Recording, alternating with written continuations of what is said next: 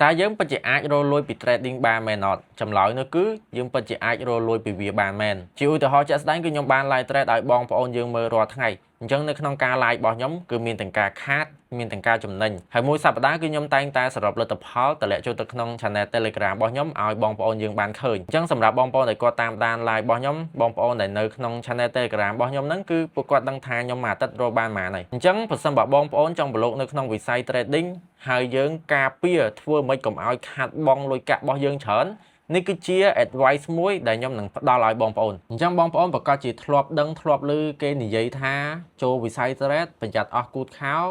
ចូលវិស័យ trade ប្រយ័ត្នលក់ឡានលក់ផ្ទះហើយអាទាំងអស់ហ្នឹងគឺវាអាចកើតឡើងមានមែននៅក្នុង trading អញ្ចឹងហើយបាទខ្ញុំធ្វើវីដេអូនេះឡើងដើម្បីការពារឲ្យបងប្អូនថ្មីគាត់ចូលមកគឺកុំឲ្យអស់ក្តិតខោកុំឲ្យលក់ឡានលក់ផ្ទះ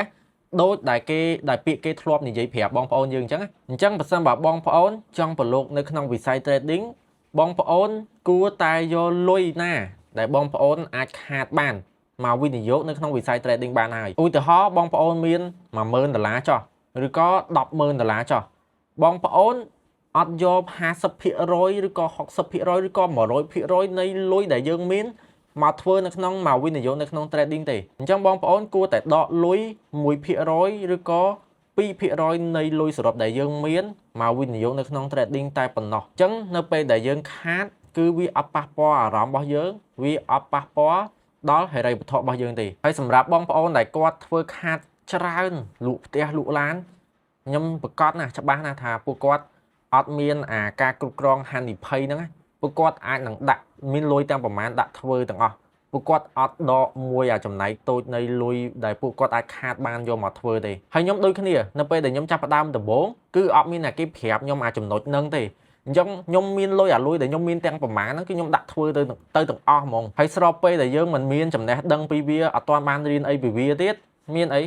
អស់ពីខ្លួនហ្នឹងហើយអញ្ចឹងបងប្អូនត្រូវតែប្រើលុយណាដែលយើងអាចខាតបានហើយនៅពេលដែលយើងខាតទៅគឺវាអត់ប៉ះពាល់ដល់អារម្មណ៍របស់យើងហើយនេះគឺជា advice សម្រាប់បងប្អូនដែលគាត់ថ្មី